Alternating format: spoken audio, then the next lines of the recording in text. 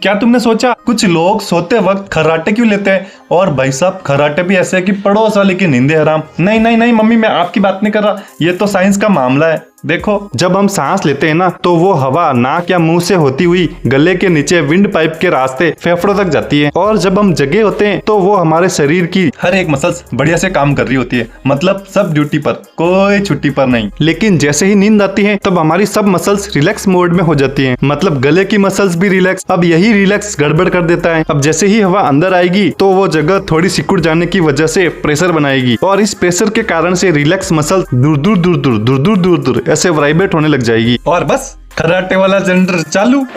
ओए मम्मी।